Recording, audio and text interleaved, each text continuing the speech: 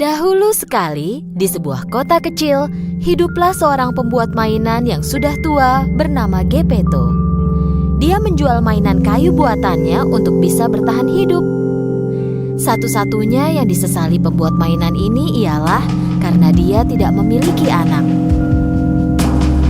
Suatu hari saat berjalan di hutan, Geppetto menemukan kayu yang tepat untuk mainan barunya.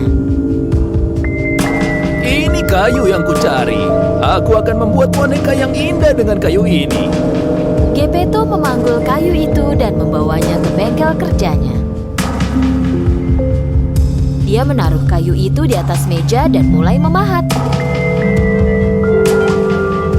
Tiba-tiba terjadi sesuatu yang tak terduga. Dia mendengar suara dari kayu itu. Geppetto awalnya kaget, tapi kemudian berpikir bahwa dia salah dengar. Geppetto melanjutkan memahat, tapi kemudian mendengar suara yang sama lagi. Aku pasti sudah sangat tua. Aku terus saja mendengar suara-suara. Geppetto terus bekerja. Pertama-tama kepala boneka terbentuk, lalu diikuti oleh tangan dan kaki. Geppetto akhirnya menyelesaikan boneka itu. Dia pun duduk di kursi dan mulai beres-beres. Di saat itulah dia mendengar suara lain. Halo? Geppetto melihat sekeliling dan terkejut, tapi dia tak melihat siapapun kecuali boneka kayunya. Jadi dia melanjutkan pekerjaannya. Setelah beberapa lama, boneka kayu itu melompat dari kursi dan mulai menari di ruangan itu. Melihat hal ini, Geppetto berjuang agar tidak pingsan. Ya ampun, boneka kayu ini hidup. Tentu saja itu bukan anak sungguhan, tapi boneka itu tertawa, berbicara, dan bermain seperti seorang anak. Geppetto memegang boneka itu di tangannya. Mulai sekarang, namamu adalah Pinocchio, nak. Geppetto dan Pinocchio memulai masa-masa bahagia mereka bersama. Tiba waktunya bagi Pinocchio untuk bersekolah. Tapi Geppetto tidak punya uang untuk membelikan peralatan sekolah untuk Pinocchio. Oleh karena itu, dia menjual mantelnya dan memberi uang itu kepada Pinocchio. Pinocchio membawa uang itu dan pergi ke sekolah dengan senang hati. Melihat-lihat semua toko, orang, dan pasar di sepanjang jalan. Tiba-tiba, dia melihat kerumunan orang di depan. Untuk mencari tahu apa yang terjadi, dia menuju kerumunan itu. Karena sangat pendek, dia sulit melewati orang-orang untuk bisa ada di depan. Yang dia lihat adalah tenda warna-warni. Itu adalah tenda sirkus. Badut di depan tenda sedang memanggil-manggil pelanggan. Pinocchio penasaran ingin melihat ada apa di dalam tenda itu, tapi badut itu menghentikannya. Kau tak boleh masuk kecuali kau membayar. Pinocchio berpikir sebentar dan ingat akan uang yang diberikan Geppetto untuk sekolahnya. Aku punya uang. Pinocchio mengeluarkan uang dari sakunya dan memberikan kepada badut itu. Di dalam tenda itu sangat menyenangkan. Dia melihat boneka kayu dimainkan di panggung di tengah tenda. Hei, mereka juga terbuat dari kayu. Dengan melompat ke panggung, Pinocchio mulai menari bersama boneka-boneka itu.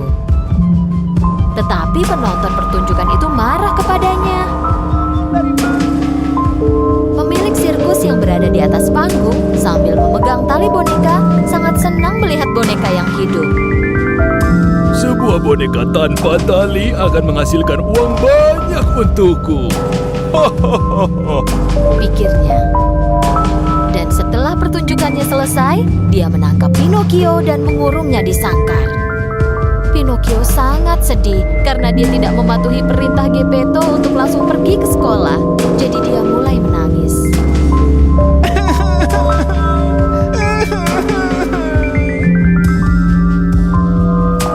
Melihat betapa menyesalnya Pinocchio, seorang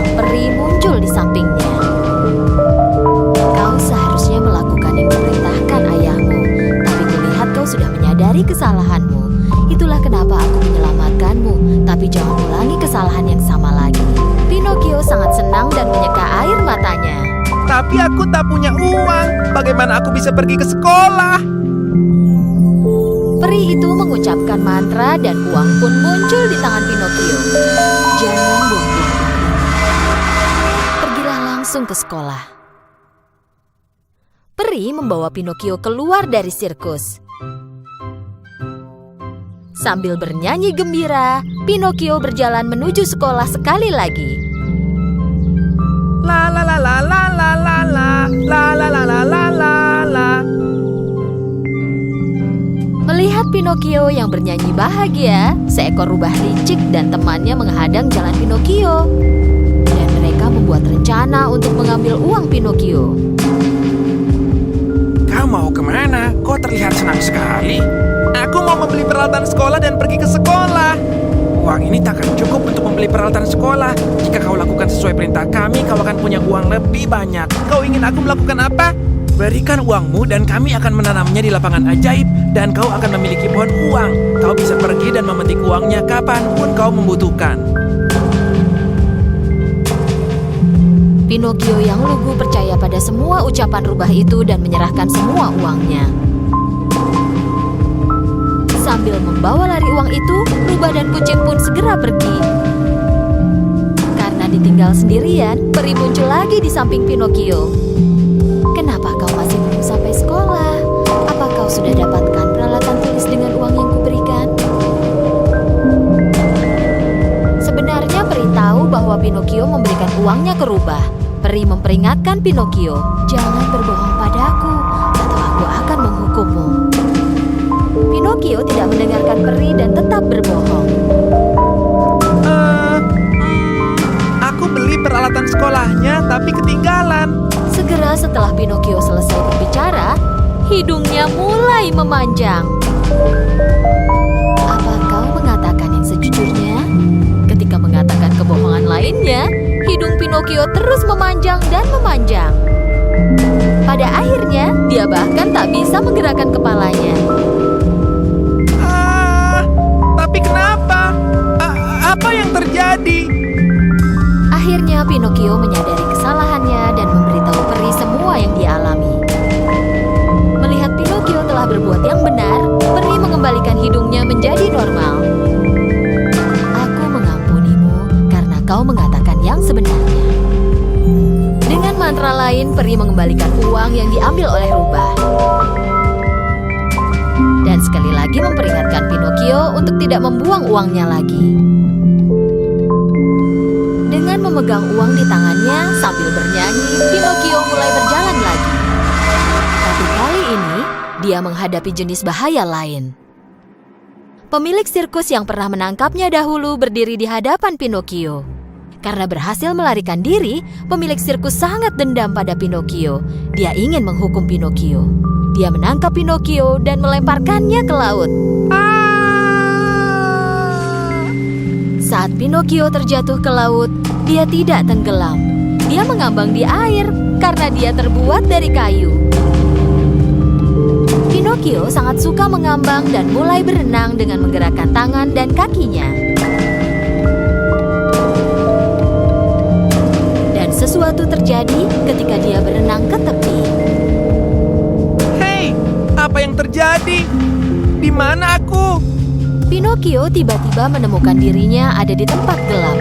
Dia melihat sekeliling tapi tidak bisa melihat jalan keluar. Sebenarnya, Pinocchio ditelan oleh ikan raksasa dan kini berada di dalam perut ikan itu. Sementara itu, Geppetto mengkhawatirkan Pinocchio dan pergi mencarinya. Pinocchio! Pinocchio! Akhirnya, Geppetto telah mencapai tepi pantai tempat Pinocchio dilemparkan ke laut. Dia bertanya pada nelayan apakah mereka pernah melihat putranya.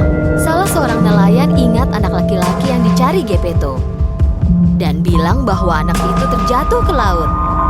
Geppetto meminta bantuan nelayan itu.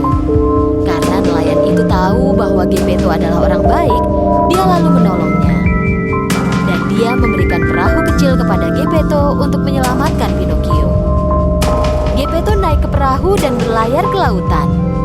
Setelah beberapa saat, tiba-tiba badai besar mulai terjadi. Perahu kecil itu tak bisa lagi menahan ombak besar sehingga hancur.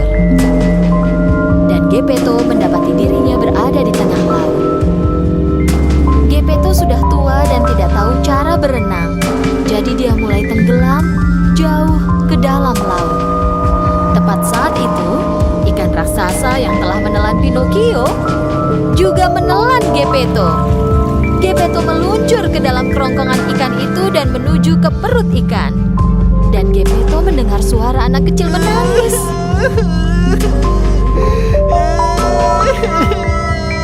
Geppetto tentu saja langsung mengenali suara itu. Pinocchio, anakku, aku akhirnya menemukanmu. Aku khawatir sekali. Mendengar suara ayahnya, Pinocchio memeluk Geppetto sambil menangis. Aku minta maaf karena tidak mendengarkan nasihat ayah. Maafkan aku. Aku akan selalu mematuhi perintahmu. Karena melihat Pinocchio sungguh menyesal, peri memutuskan untuk menolong mereka. Peri membawa Geppetto dan Pinocchio keluar dari perut ikan dan menerbangkan mereka ke tepi pantai. Sejak saat itu, Pinocchio menjadi anak laki-laki yang sangat pintar dan selalu menuruti nasihat ayahnya. Dia pergi ke sekolah setiap hari dan pulang sekolah dia langsung membantu ayahnya bekerja di bengkel. Peri melihat bagaimana Pinocchio telah menjadi anak yang baik dan memutuskan untuk memberinya hadiah. Suatu malam, saat Pinocchio tidur, peri mendatangi tempat tidurnya dan mengucapkan mantra. Keesokan paginya, Pinocchio bangun untuk bersiap ke sekolah seperti biasanya. Saat Pinocchio bangun dari tempat tidur, dia menyadari ada sesuatu yang berbeda. Pertama-tama dia melihat tangannya, lalu tubuhnya. Dia terkejut. Dia tidak terbuat dari kayu lagi. Dia kini anak laki-laki dengan tubuh manusia. Dia melompat dari tempat tidurnya dan berlari ke ayahnya. Ayah, ayah, lihat aku. Melihat Pinocchio yang kini telah menjadi anak laki-laki sungguhan, Geppetto sangat bahagia. Akhirnya aku memiliki putra sesungguhnya. Ayah dan anak mereka berpelukan sambil menangis bahagia. Pinocchio tak pernah berbohong lagi dan hidungnya selalu berada di tempat seharusnya.